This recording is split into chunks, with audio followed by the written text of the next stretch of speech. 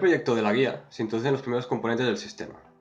Un LED o diodo emisor de luz es un componente que convierte la energía eléctrica en energía luminosa. Los LEDs son componentes que tienen polaridad. Esto quiere decir que solo circula corriente a través de ellos en una sola dirección. El terminal más largo del LED es llamado ánodo. Se conectará a la alimentación. El terminal más corto es el cátodo y se conectará a la masa. Cuando la tensión es aplicada al ánodo del LED y el cátodo está conectado a la masa, el LED emite luz. Una resistencia es un componente que se opone al paso de la energía eléctrica. Transforma parte de la energía eléctrica en calor. Si se coloca una resistencia en serie con un componente que como el LED, el resultado será que el diodo LED recibe menos energía al consumir la resistencia de esa energía que el LED no recibe. Esto permite poder alimentar a los componentes con cantidad de energía que necesitan. Puede ser una resistencia en serie con un LED para evitar que crezca demasiada tensión. Sin la resistencia, el LED podría brillar con gran intensidad durante los momentos, pero rápidamente se quemaría. Un interruptor interrumpe la circulación de electricidad, abriendo el circuito cuando se abre. Cuando el interruptor está cerrado, permite que el circuito se alimente. Hay muchos tipos de interruptores. Algunos se llaman interruptores momentáneos o pulsadores, porque solo se cierran cuando son presionados.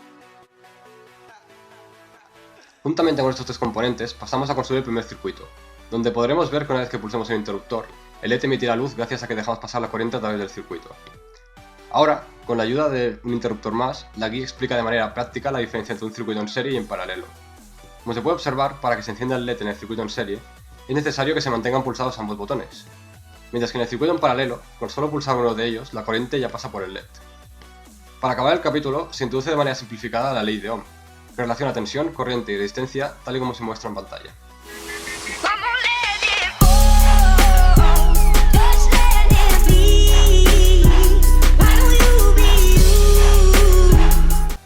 Cada programa de Arduino tiene dos funciones básicas principales. Estas dos funciones principales en un programa de Arduino son llamadas con setup y loop. Para crear una variable es necesario declarar de qué tipo se trata. Una variable de tipo int guardará un número entero, también llamada integer. Ello significa que almacena cualquier número sin decimales. La función setup solo se ejecuta una vez, cuando Arduino recibe la alimentación para funcionar. Esta función define un bloque, el cual se abre con una llave, en donde se escriben las instrucciones que configuran los pins digitales de Arduino como entradas o como salidas, usando para ello otra función llamada pin mode. Los pins conectados a los LEDs serán outputs y el pin del pulsador será un input. La función loop se ejecuta continuamente después de que la función setup se haya completado.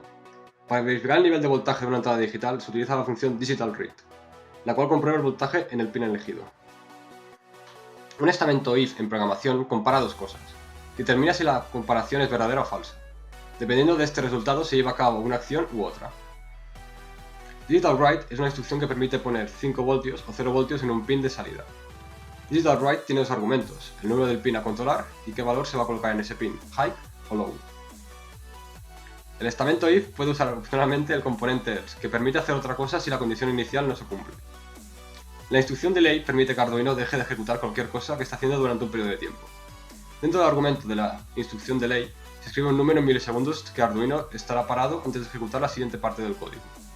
También se nos incluye una tabla con las diferentes nomenclaturas para conocer el valor de las resistencias. Los valores de las resistencias se indican mediante bandas de colores, según un código que se desarrolló en 1920, cuando era muy difícil escribir números en objetos tan pequeños. Cada color se corresponde con un número. Como se puede ver en la tabla de pantalla, cada resistencia tiene entre 4 o 5 bandas.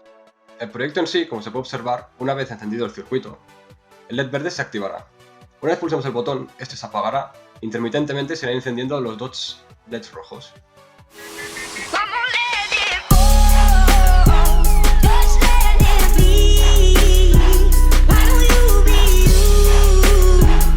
En este proyecto se nos introduce un nuevo componente. Un medidor de temperatura varía su tensión de salida dependiendo de la temperatura que detecta. Dispone de tres terminales, uno se conecta a la masa, otro se conecta a la alimentación y el tercero produce una tensión de salida variable que se aplica a Arduino. El IDE de Arduino incorpora una herramienta llamada monitor serie, el cual le proporciona información de lo que el microcontrolador está haciendo. Utilizando el monitor en serie se puede conseguir información acerca del estado de los sensores, y así tener una idea de lo que sucede en el circuito y en el código cuando se está ejecutando.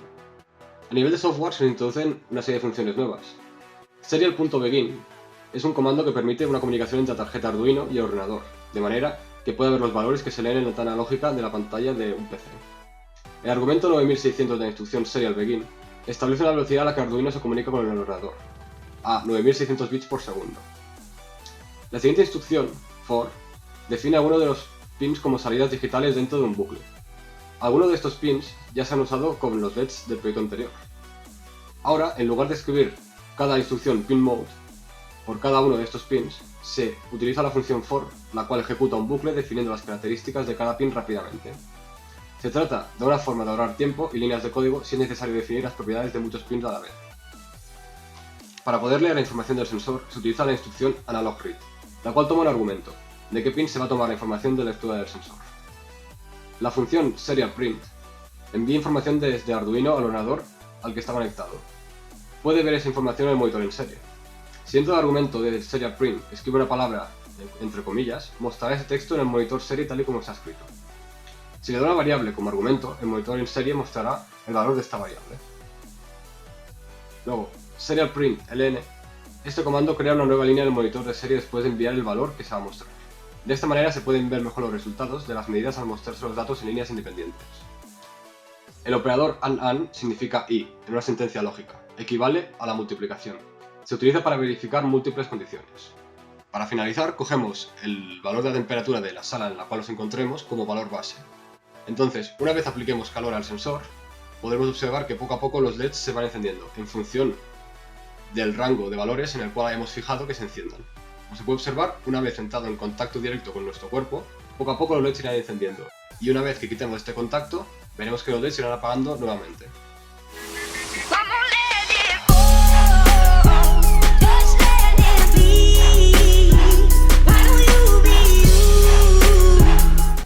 En este proyecto se introduce un nuevo componente, las fotoresistencias, que son sensores que cambian su resistencia dependiendo de la cantidad de luz que llega a su superficie.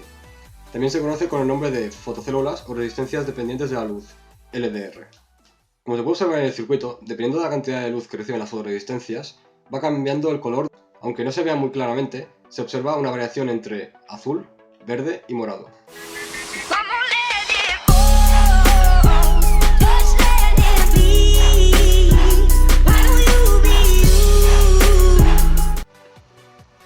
En este proyecto se nos introducen los servomotores. Son un tipo especial de motores que no giran alrededor de un círculo continuamente, sino se mueven de una posición específica, permanecen en ella hasta que se les diga que se muevan de nuevo. Los servos solo suelen girar 180 grados, la mitad de un círculo. A nivel de software se introduce una nueva función, la función map. Esta instrucción trabaja con una escala de números. En este caso, cambia la escala de valores entre 0 y 1023 a valores entre 0 y 179, por tal de comunicar la escala del potenciómetro con la del servomotor. Como se puede observar en el circuito, una vez regulemos el potenciómetro, el servomotor girará. Esto es gracias a la función map, que ha relacionado ambas escalas, la del potenciómetro y la del servomotor.